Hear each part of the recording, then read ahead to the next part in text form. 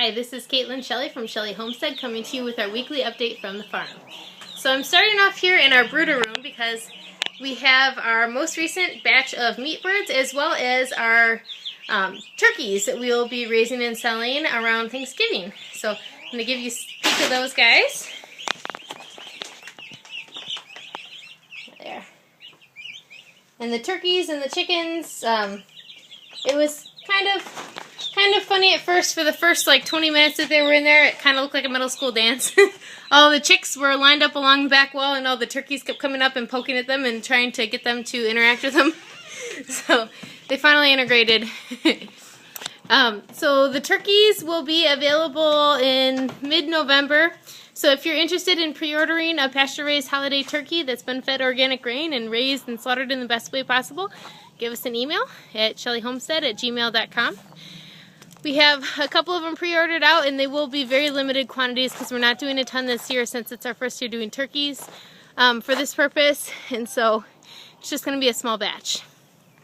We had to build another chicken tractor, as you can see. I got to finish putting the poultry mesh on the top of it and put the tarp over it because our chickens are getting a little squishy in their current one that we have a little bit more than I'd like to have in there. So we're going to split them up so that there's only 25 birds per pen. So that they have lots and lots of room and they're not scrunched at all.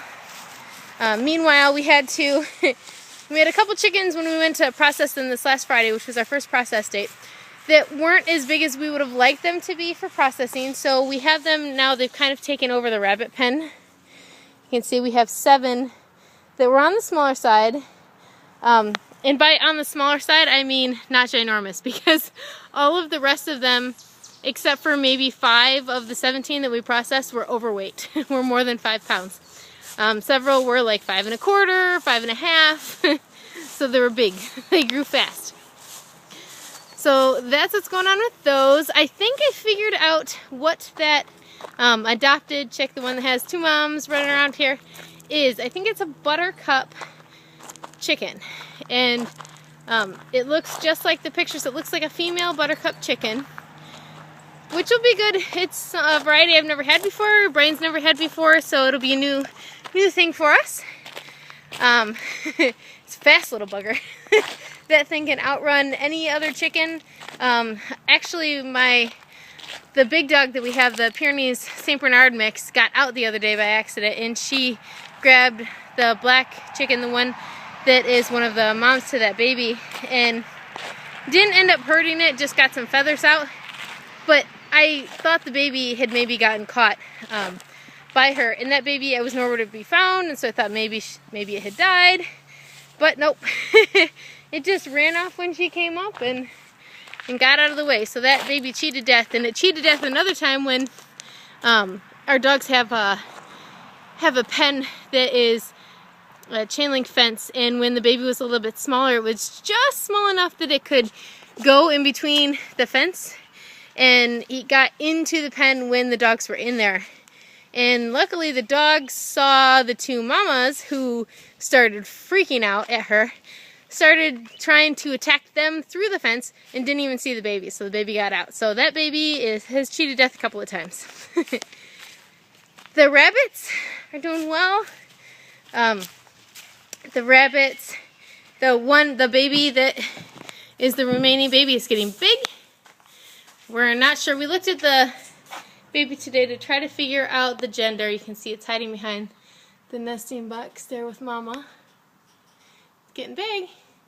Trying to figure out the gender. Haven't quite got it nailed down yet. We're just not that expert at figuring out which gender rabbits are yet. So we'll see. We'll see. If it's a female, it most likely will end up staying and becoming part of our breeding stock. But to be determined.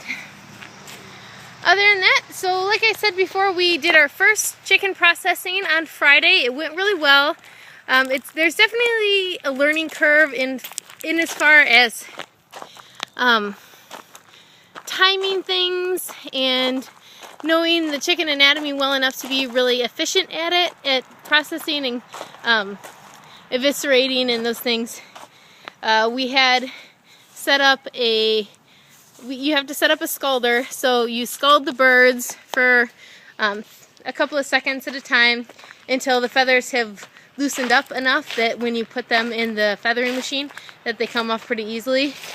A couple of them we did a little bit too much. The feathering machine, we were learning that we need to do one chicken at a time and that we need to start it with the chicken in and things. So just a lot of learning curve types things. It was getting faster definitely towards the end of the 17 than it was for the first few, so I'm excited. We have another processing coming up tomorrow, actually. So this is your very, very, very last chance to get any of the 4 remaining chickens that are available for processing tomorrow that can be picked up. Yes, Milo.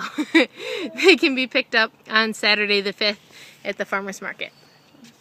Beyond that, we'll have another processing in a week. And we will have lots and lots of chickens available for that one because that's our first batch of 50.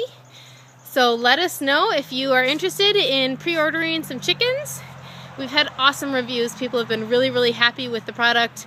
We have a couple of people who are very interested and just haven't quite taken the plunge yet, who are very excited that we have these organically fed pasture-based chickens that haven't been exposed to any chemicals, any antibiotics, and are just the best meat you can get, basically, for all intensive purposes, as far as how they're raised, how they're processed, their diet, just everything about them.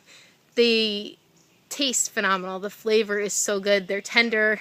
They're just great chicken. So if you are thinking about trying one, they're $20, which is a lot more than what you'd pay in the store, granted.